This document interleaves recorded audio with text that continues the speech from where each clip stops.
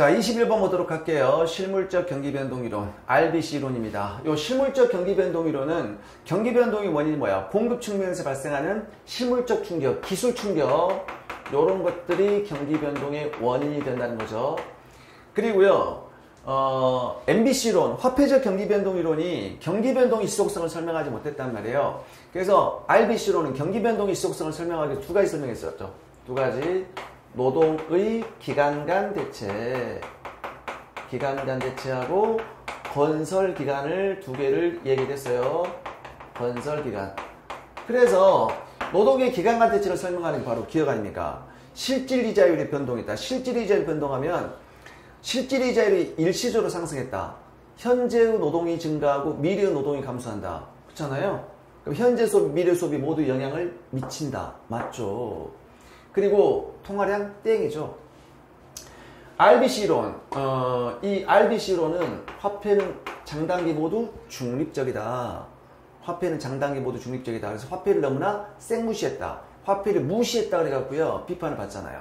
그래서 장단기 모두 중립적이니까 무조건 틀렸고요. 산출량이 변동한다. 틀렸어. 불안정 경쟁 틀렸다고요. 완전 경쟁이야.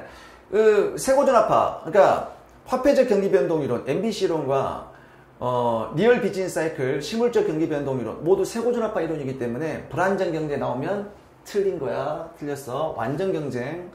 가격 변수가 매우 신축적입니다. 틀렸어요. 그래서 기술 충격, 그렇죠. 요게 경기변동을 유발한다. 가격의 경직성 땡이라고요.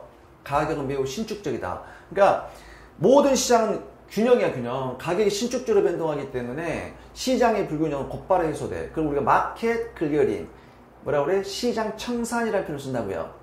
그럼 그때는 시장의 불균형 곧바로 해소되기 때문에 가격이 신축적이죠. 가격 경직성은 누굽니까? 세케인자파죠. 가격 경직성으로 인해서 경기 변동이 발생한다. 세케인자파 이론이라고요. 그래서 기업과 리을만 맞는 진술이기 때문에 정답은 2번이 되겠습니다.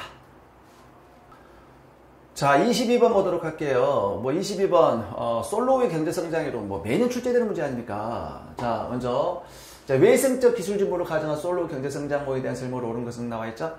자, 균제 상태에서 1인당 자본량과 1인당 소득은 기술 진보일 만큼 증가를 하고 있다. 그래서 기술 진보가 존재를 한다. 그러면, 균제 상태에서 멈춰있는 것은, 이 균제 상태에서, Y가 멈춰있죠? Y는 뭐야? 유효노동 1인당 소득이 되고요. 자본도 뭐야? 유효노동 1인당 자본이 되는 거예요.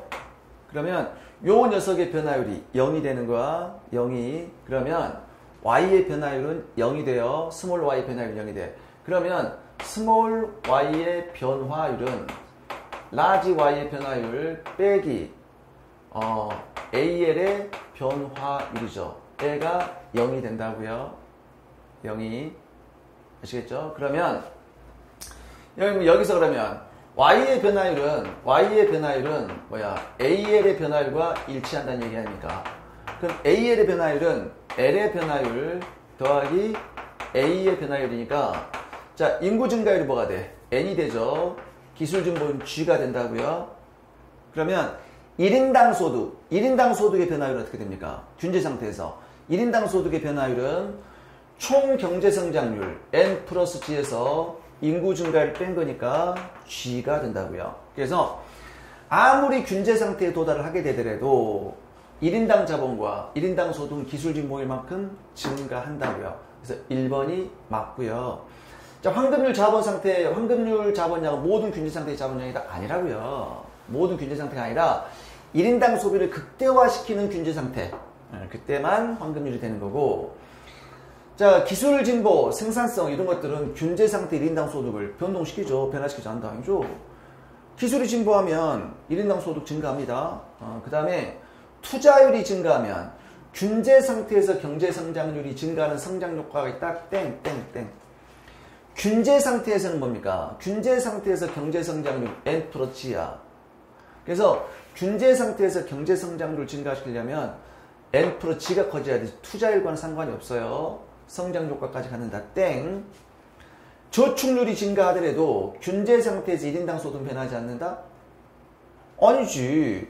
저축률이 증가하면 균제 상태에서 1인당 소득이 증가하죠. 저축률이 커지면. 균제 상태 1인당 소득. 그러니까 균제 상태의 1인당 소득이 수준이 커지는 거지. 하지만 새로운 균제 상태에 도달하게 되면 다시 1인당 소득 불변이죠. 그런데 만약에 기술 진보를 고려했잖아. 기술 진보를 고려하면 물론 균제 상태에 도달하더라도 1인당 소득은 기술 진보별로 증가하겠죠. 증가. 그래서 변하지 않는다. 요게 틀렸습니다. 그래서 정답은 1번이 되겠습니다. 자, 국제경제 파트 살펴보도록 하겠습니다.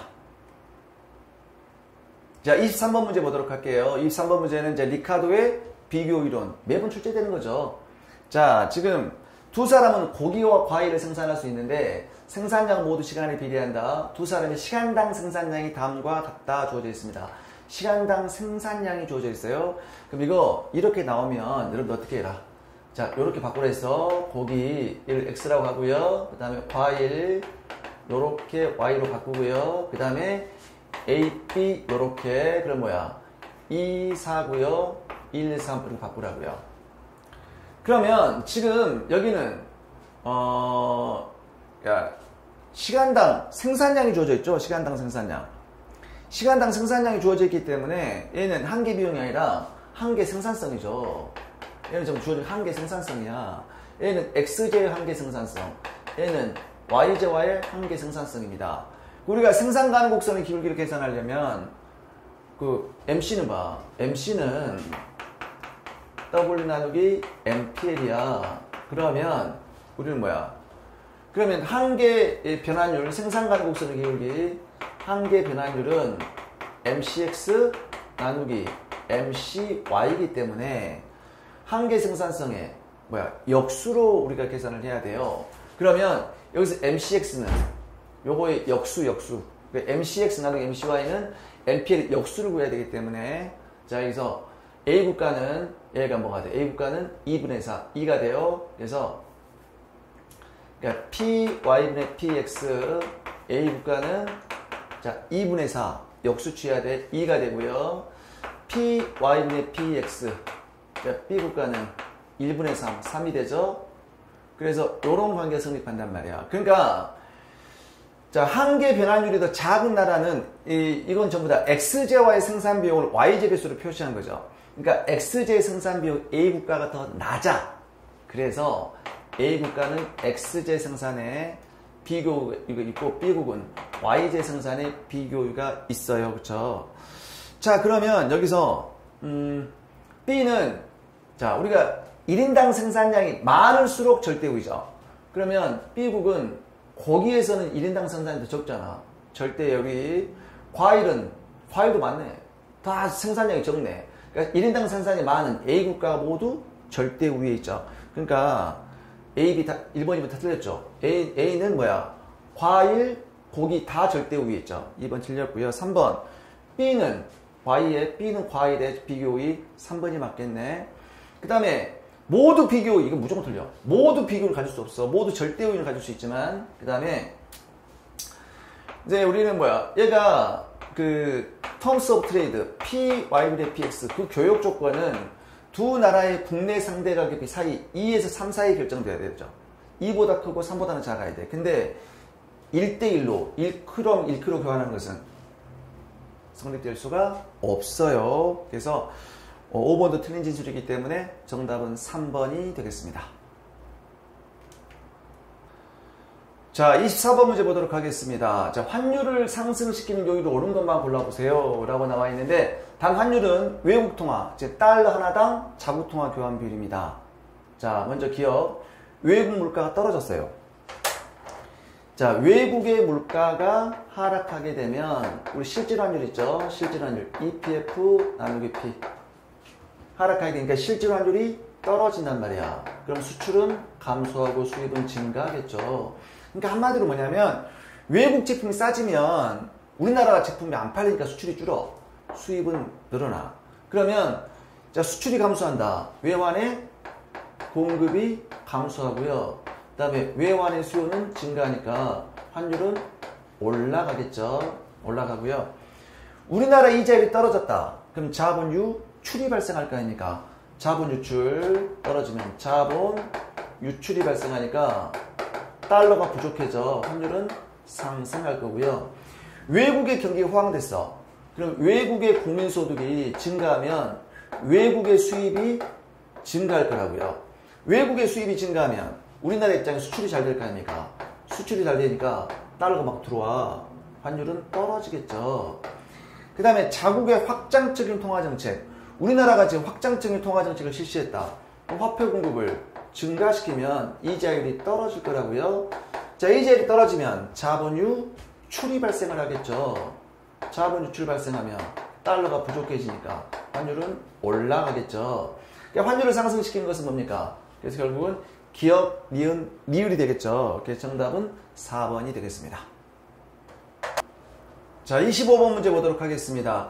자, 미국이 금리 인상을 계속하고 있어요. 최근에 좀 그러고 있죠. 금리 인상을 계속하고 있을 때 한국 경제가 받는 영향을 분석한 결과로 옳지 않은 것이 나와 있죠. 자, 미국이 자꾸 금리를 인상하니까 미국으로 자본이 빠져나가겠죠. 자본 유출이 발생을 할 거고요. 자본이 자꾸 빠져나가니까 달러 가치가 올라가겠죠. 그래서 환율은 상승하죠. 환율은 상승하면 달러 가치가 올라간다. 원화 가치는 떨어질 거고요. 그리고요, 자꾸 자본 유출이 발생하니까 이제 자본 유출을 방지하기 위해서 우리나라 금리도 올릴 수밖에 없어요. 환율의 안정을 위해서. 그래서 국내 금리도 같이 올라갈 수밖에 없어요. 동반 상승할 수밖에 없고요.